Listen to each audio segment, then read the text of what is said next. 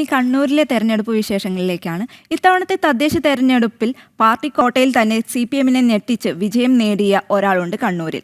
CPM ശക്തി കേന്ദ്രമായ പാപ്പിനിശ്ശേരിയിൽ വിജയിച്ച BJP-യുടെ ജിതേഷ് കോറോത്താണ് ആ അത്ഭുത ജനപ്രതിനിധി. CPM-ന് അനുകൂലമായി വാർഡ് വിഭജനം നടത്തിയിട്ട് പോലും NDA-യുടെ വിജയത്തിന് തടയിടാനായില്ല. CPM-ന്റെ ശക്തി കേന്ദ്രമായ പാപ്പിനിശ്ശേരിയിൽ പാർട്ടി നേതൃത്വത്തെ തന്നെ ഞെട്ടിച്ചാണ് BJP-യുടെ ജിതേഷ് കോറോത്ത് കീച്ചേരിക്കുന്ന് വാർഡിൽ നിന്ന് വിജയിച്ചു കയറിയത്. സംഘപരിവാറിന് വേരോട്ടമുള്ള പ്രദേശത്ത് BJP വിജയിക്കാതിരിക്കാൻ തലങ്ങനെയും വിലങ്ങനെയും വെട്ടിമാറ്റിയാണ് വാർഡ് വിഭജനം നടത്തിയത് പോലും. എന്നിട്ടും BJP-യുടെ വിജയത്തെ തടയാൻ CPM-നായില്ല.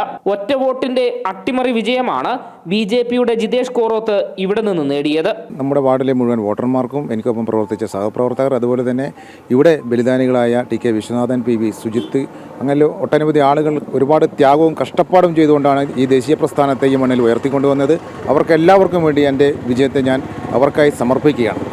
ഇതര രാഷ്ട്രീയ പാർട്ടികൾക്ക് പ്രവർത്തനം പോലും വെല്ലുവിളിയായ പ്രദേശത്തെ BJP-യുടെ വിജയം പ്രവർത്തകർക്ക് പുത്തൻ ഉണർവാണ് നൽകിയിരിക്കുന്നത്. സംഘടനയ്ക്കായി ജീവൻ ബലിയർപ്പിച്ചവർക്കുള്ള സമർപ്പണം കൂടിയായി ഈ വിജയം മാറുകയാണ്. ജനം, കണ്ണൂർ.